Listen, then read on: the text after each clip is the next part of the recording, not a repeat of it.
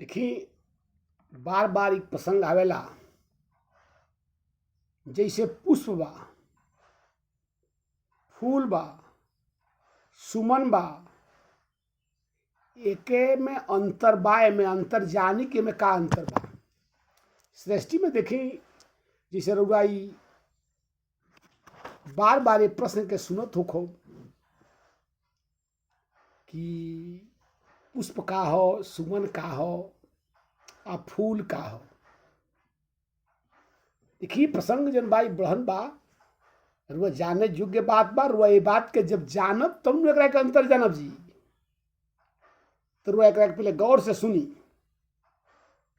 जब राम जी विश्वामित्र जी के साथे जब जनकपुर में गइल बानी,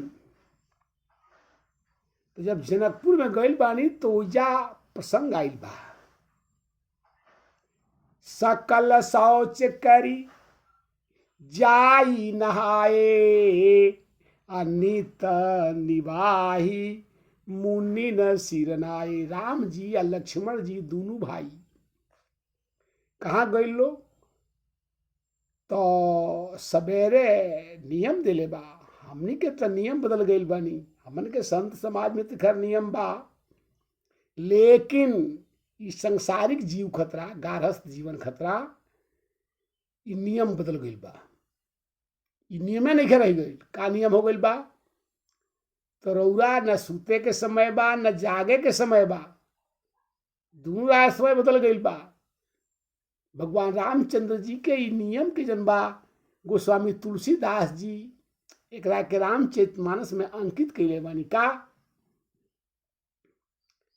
तो सकल शौच करी जाई नहाए, यानी भगवान रामचंद्र जी भोर में उठ के, अब सकल शौच में एक गो का नाम लिखे दिहल गई से। देखी रउरा शौच करे जाता नी, दांत के साफ करता नी, पेट के साफ करता नी, स्नान करता नी, ये सब शौच में आ गई। पवित्रीकरण खतरा जौन वह काम करी, ये सब शौच में आ गई। तो राम जी जौन बा, इस सगरी स्नान वर करके बकायदे जब पवित्र होके तब कहले बानी। कौनी है? तो एक दिन के नाही, नित्य निवाही, यानी ये प्रक्रिया हमरा ठाकुर जी के, राम जी के नियमित रोज के रहे। रउआ एक दिन कैला में डर लगता, हालांकि रउआ भी रोज करे के चाहिए। सभे काम करेला, भोजन सभे करेला, सभे शौच करेला, सभे स्नान करेला, सभे मंजन करेला, लेकिन समय बदल गई बह के। पता लागी कि वो 11 बजे तो केहू 12 बजे तो केहू भोर में, यानी राउर नियम बदल गई बा। रउआ एक नियम के पहले जानी कि राउर नियम का हो। भोर में रुआ सवेरे जागी, आ ओकरा बाद स्नान करी, सारा से निवृत्त होकर तब रुआ कहीं कोनो काम कर जाई जो हम कर जाओ, कार थोड़ा के रोकी। लेकिन भोर में कम से कम प्रातः काल में जागी। जब इस शरीर से जब निवृत्त हो गई राम जी, तब का कहता नहीं, समय जानी गुरुआय। जैसे रुआ बैठल बानी, के कौना परिवेश में बा, तो रउरा ओकरा के बतियावे खतरा, बोले खतरा, दंडोत करे खतरा, हर चीज के समय निर्धारित बा। अगर केहू पूजा पाठ करत होखे, चाहे केहू ध्यान में होखे, तो वो बेरा दंडोत ना करे के।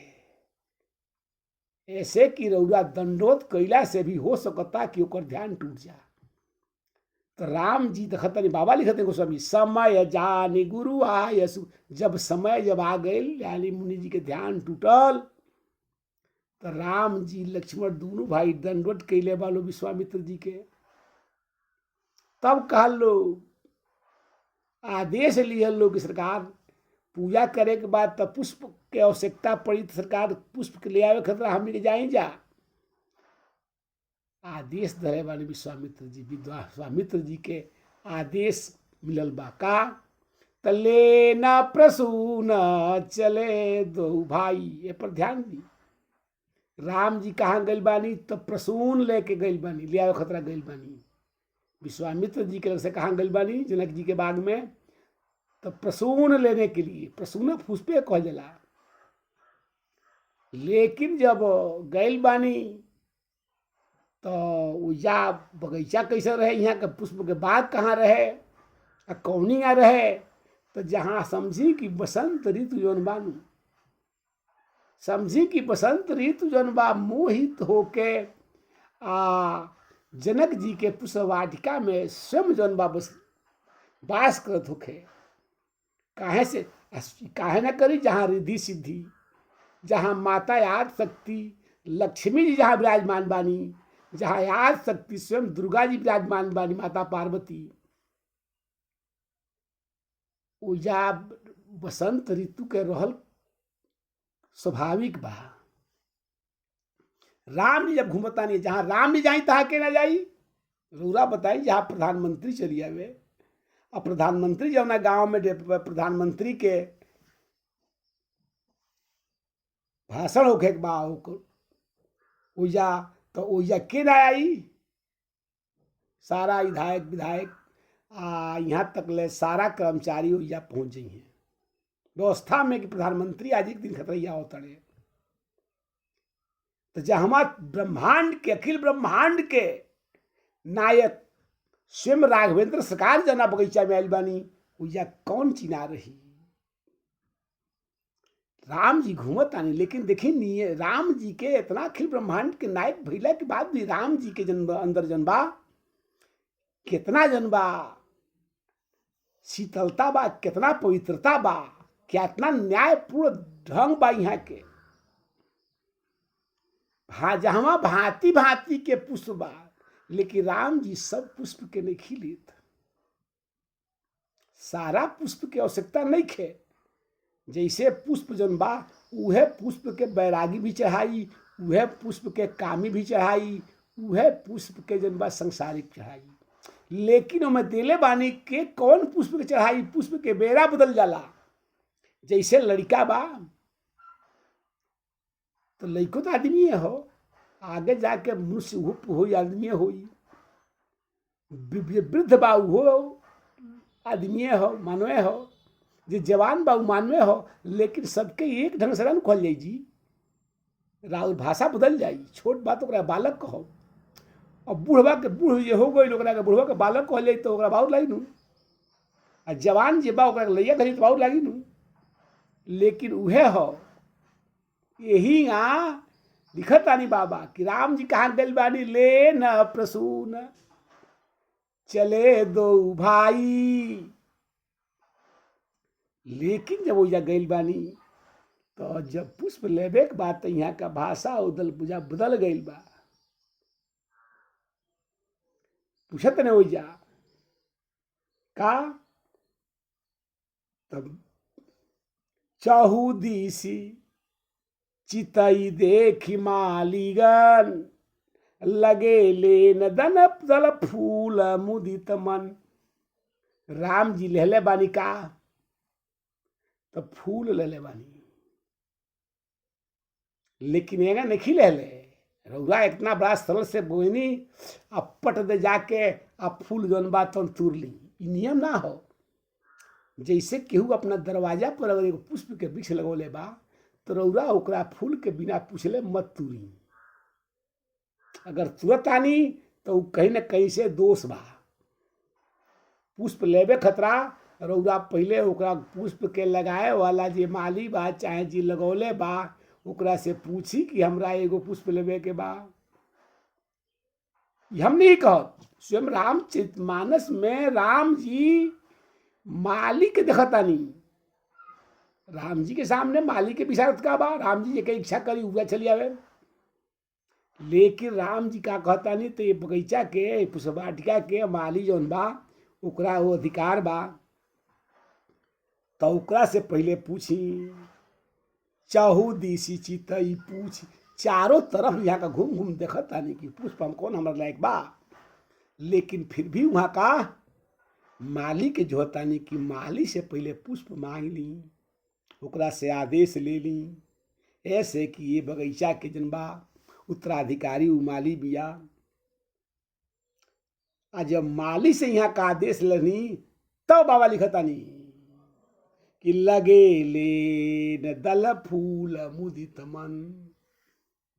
राम जी वो मुदित जनबा जन मन के अच्छा लागे वाला वो फूल लेता नहीं, प्रसून नहीं खिले, प्रसून खतराइल बनी लेन प्रसून चले दो भाई।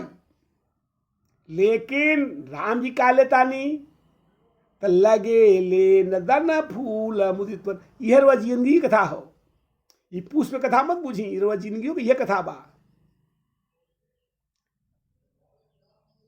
लेकिन अब जौन बा यही जा बाबा कहता नहीं कि ना जिंदगी में रउरा कहीं जब चली ले तो प्रसून, प्रसून माने प्रश्न, रउरा कहीं से घर से लेके निकली ले तो कुछ प्रश्न लेके चली ले, मन में कुछ काम लेके चली ले।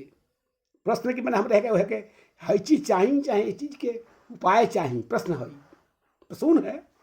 सभे यही खतरा चलेला, प्रसूने खतरा चलेला, ध्यान से सुनी। लेकिन लेबे खतरा क्यों कम लेला का कि हु कम ली सभे पूरा ली।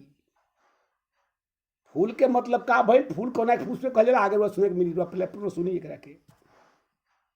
सभे फूल लेला कि वो आधा ना लेला। लेकिन जब वहां का वह फूल जब लेके आयल बानी तो जब विश्वामित्र जी के देता तो का देता नहीं, वो याद धले बानी का देता नहीं विश्वामित्र जी के। तसुमन पाई मुनि पूजा किन्हे, विश्वामित्र जी के फूल नहीं दे देवे तानी विश्वामित्र जी के का दिले बानी तसुमन। अब देखी नौवत एके गो हो, फूलवे के प्रसूनो कह जाला, आ फूले के प्रयाची बाची सुवनो हो। फूले के पर्यावाची जौन बा पुष्पो हो। लेकिन इजा बदल गई, सुमन हो गई, प्रसून सुमन। अब फूल तीनों नाम एक एगो चीज के हो, तीनों के अलग अलग चीज नहीं खे, एक एगो पुष्पे हो, लेकिन नाम बदल गई। राम जी आयल बनी प्रसून लेवे खतरा नहीं, प्रश्न लेके आयल बनी। मनोविज्ञान कहता है कि प्रसून लेके प्रश्न लेके आयल बनी राम जी पुष्प वाटिका में। काम तो दूसर रहे राम जी के ना। तो राम जी आयल बानी, आया जब मालीगण से आदेश ले ले बानी तो यहाँ तुरंत आनी का फूल विश्वामित्र जी के जब ले आके दहले बानी तो का तो सुमन, बाबा लिखता नहीं सुमन पाई मुनि पूजा किन्हे, पुनि आशीष दुई भाई न दिन्हे। जब सुमन पालहनी तो वहाँ का आशीर्वाद धले बने जा सुफल मनोरथ हो। हे राम लक्ष्मण ताल उनके मनोरथ पूर्ण होखे। इतना बात जब कहनी तो राम लखन सुनी भये सुखारी। ये बात की जब राम लक्ष्मण सुन ले बस अब तो ये दोनों भाई बड़ा प्रसन्न भइल बा, सुख हो गइल बा। अब देख ली प्रसून के कह जला, आ फूल के कह जला, आ सुमन के कह जला। प्रसून वो पुष्प के कह जला जौन बालक बा, जौन पुष्प बाल बा, वो पुष्प के कली खाली कली के रूप में बा, या कली से वो पुष्प खिलल बा, परिपक्व नहीं है भाई। यानी केवल पुष्प जो है फूल, वो फूल जौन बाल फूल बा, अभी पुष्प जौन बा प्राग के अधिकारी नहीं बनल, प्राग के लायक नहीं भइल। प्राग वह समझे तो कब, निषेचन समझे तो कब, तो निषेचन के लायक जन पुष्प नहीं भइल तवन का हो तो प्रसून हो। ओकरा के का कहल जाई तो वो प्रसून हो। आप पुष्प के कहल जाई, सुमन के कहल जाई। तो सुमन जब दूध दिले बनी बाबा, सुमन पाई मुनि पूजा किन्ही। सुमन वह जौन प्राग के लायक हो गइल बा, जौन प्राग के लायक हो गइल बा, जना के प्राग हो गइल बा, प्राग हो गइल बा। यानी ऊपर भंवरा एक पुष्प से दूसरा पुष्प पर जाके, दूसरा पुष्प से तीसरा पुष्प पर जब जाके भंवरा जौन बा ओके परागित कर धले बा। भौरा के द्वारा ये पुष्प से दूसरा पुष्प पर एकर जन बा पराग ओकरा पराग में ओकर पराग जन बा एकरा पराग में, यानी ई मिलजुल गई बा, परागित हो गई बा। तो ऊ का हो गई? तो ऊ परागित जब होखे वाला बा, चाहे परागित हो गई चाहे परागित होते प्रक्रिया में बा, तो ओकरा कहल जाई का? तो सुमन हो गई। लेकिन फूल कब कहल जाई? जब फूल जब परागित हो गई और पराग भइला के बाद वो पुष्प में जब फल के तरह फल बने के पोजीशन खतरा परागित हो गई बा, ओकरा का कहल जाई? तो ओकरा के कहल जाई फूल। जौना फूल में नीचे जौन बा चाहे ओकरा अंदर जौन बा बीज बने खतरा आ तैयार हो गई बा, उसमें जौन बा भीतर से ओकरा अंदर जौन बा निषेचन करके आ परिपूर्ण जब ओकरा अंदर फूल के तरह तैयार बा, वो फूल हो गई, यानी पूरा हो गई, ओमे कोनो काम बाकी नहीं खे। जैसे बालक रउआ कहनी है, बालक तरुणी तरुण आ एकरा बाद वृद्धावस्था में पूर्ण रूप से फल देवे वाला हो गई बा, ई रूपा दिलू। यही तरीका के सुमन, प्रसून आ फूल, ये तीनों के रामचरितमानस में गोस्वामी तुलसीदास जी अंकित कैले बानी। तो देखी ई पुष्प के प्रसंग रहल हो, ए पर जन बात तो जरूर ध्यान दी। ई रउरा अच्छा अगर वह बालक बानी एकरा के सूरत आनी तो रउरा एकरा के जानी, ध्यान से सुनी कि पुष्प में फूल में आ सुमन में का अंतर बा। ई रउरा के हम अंतर बतावल रहल हो, ऐसे ई हम रउरा के अंतर ये बात के बताओ तानी, आई अंतर के जानी। यह ई जानला से का होई तो रउरा अपना जीवन में एकरा के उतारी की जौनिया पुष्प बा तौने ना बाल, ई जिंदगी के कर लाभ हुई। आ एकरा के रउरा रामचरितमानस के अंदर भांति भांति के तर्क बा। रउरा रामचरितमानस पढ़ के ज्ञान नहीं हो सकत। चारों वेद, 6 शास्त्र, 9 ग्रंथ, 18 पुराण, ई संभव नइखे ओकरा के खरीद लिहल। आ खरीदियो वाले तो पढ़ल संभव तो पक्का नइखे। उपनिषद सगरी उपनिषद रुआ चाहे कि खरीद के पढ़ ली तरा और जिंदगी बीत जाई, रउरा ओके पढ़ नहीं सकत। ऐसे पहले श्रोता बनी, चाहे रउरा कथा के माध्यम से सुनी चाहे मोबाइल के माध्यम से सुनी, लेकिन कथा के सुनी। आ राम जी खनिया कोनो पवित्र जीव तो भइल असंभव बा। यहाँ राम जी देखौले बानी, पुष्प वाटिका में आके देखाओ तानी कि देखो नियम ना तुरल जा। राम जी गइल बानी तब पुष्प के देखी तू बिना पूछले नहीं तुरले। जैसे देखी एगो प्रसंग और बाई में एक बेर के बात हो,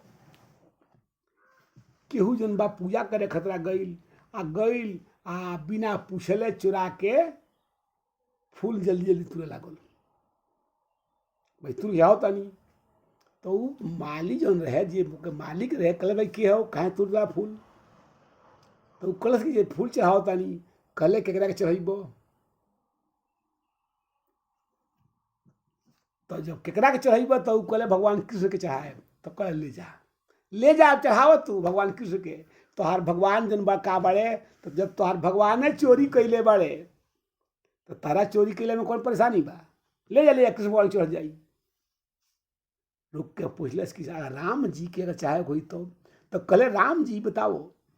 राम जी पुष्प वाटिका में जब गइल बानी तो राम जी अपने बिना पूछले फूल तुरले बानी का?